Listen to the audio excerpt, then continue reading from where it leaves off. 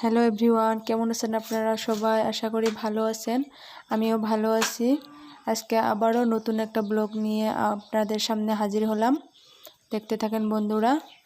এই তো সকাল সকালে উঠে সকালের কাজগুলো করে নিচ্ছি। বিছানাটা গুছিয়ে ঘর দুয়ার ঝাড় দিয়ে নিব। এই তো বন্ধুরা, বিছানার চাদরটা গুছিয়ে নিচ্ছি।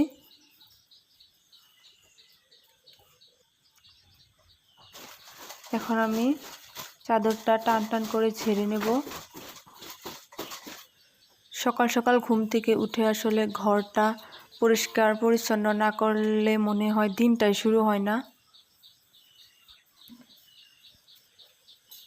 এই তো বন্ধুরা, মেঝটা আমার ঝাড় দেওয়া কমপ্লিট হয়ে গেছে।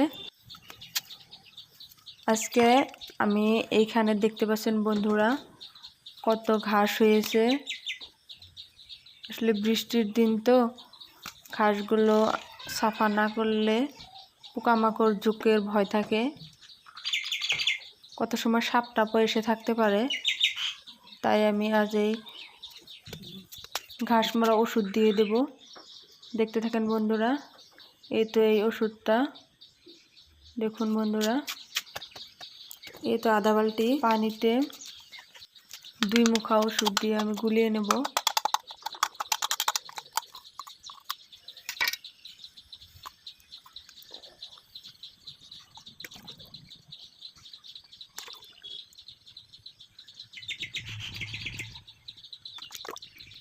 এই তো বন্ধুরা, আমার ওষুধ দেওয়া হয়ে গেছে। এখন আমি ভালো করে মিশিয়ে নেব।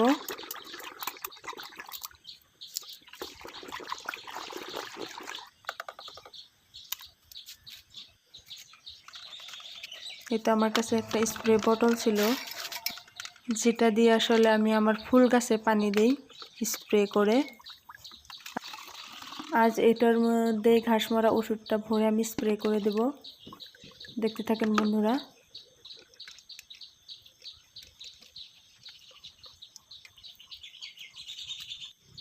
এটা আমি অল্প পাম্প করে নেব।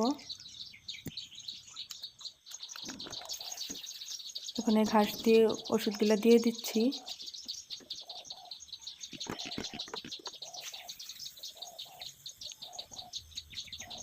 ঘাস মারা ওষুধ আসলে রোদ থাকলে 1-2 দিনে মরে যায়।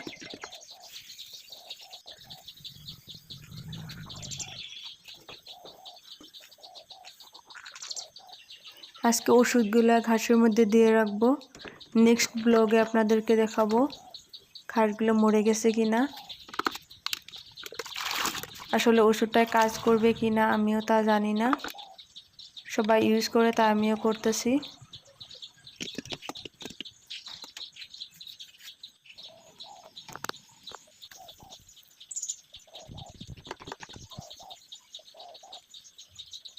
এই তো বন্ধুরা, ভালো করে দিয়ে দিচ্ছি ওষুধ। ঘাসগুলো মরে গেলে আমি এই জায়গাটা সাফা করে আমার এই গাছগুলো আবার জায়গা মতো রেখে দেব।